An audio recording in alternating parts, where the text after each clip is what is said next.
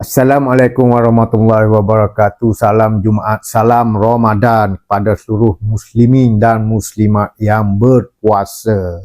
Selepas diisytiharkan bahawa pemimpin PN, pemimpin ketua mereka telah dilantik iaitu Dr. Samsuri, Menteri Besar Terengganu.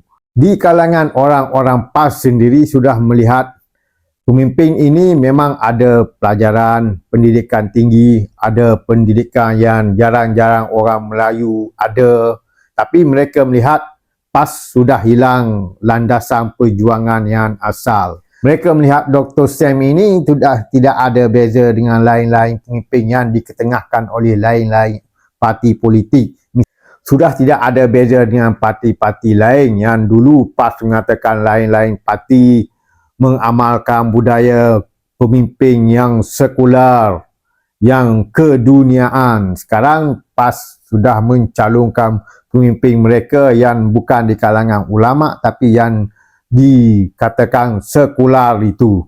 Kita tertanya-tanya di mana suara-suara ulama ataupun azam ataupun kehendak ulama untuk menguasai politik Malaysia, di mana Tuan Guru Haji Adi dan Tuan Ibrahim Tuan Man yang kerap bercakap di atas platform dasar perjuangan Islam. Mengapa mereka tidak menawarkan diri untuk memimpin PN sedangkan mereka adalah Presiden dan Timbalan Presiden PAS? Mengapa memberikan kepada Dr. Samsuri? Adakah kerana negara kita Malaysia ini, orang Melayu ini sudah hilang aura untuk mengangkat ulama sebagai Perdana Menteri?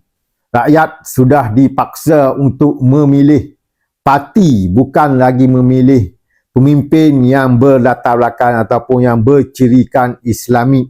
Dan cara-cara kepimpinan dan identiti mereka adalah hampir sama. Kerana semuanya dah hampir sama saja. Pilihan rakyat Malaysia sama. Selama ini PAS dikenali sebagai parti yang memperjuangkan ala-ala Iran, ala-ala khalifah begitu.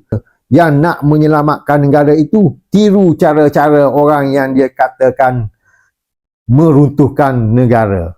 Tiru cara PH, tiru cara UMNO BN dalam memilih pemimpin untuk menjadi Perdana Menteri. Terdengar juga di bawah-bawah sana di kubu-kubu PAS mereka berkata mereka sedang bergaduh. Mereka dah jadi kacau bilau seperti mana UMNO dulu, seperti mana PKR sekarang.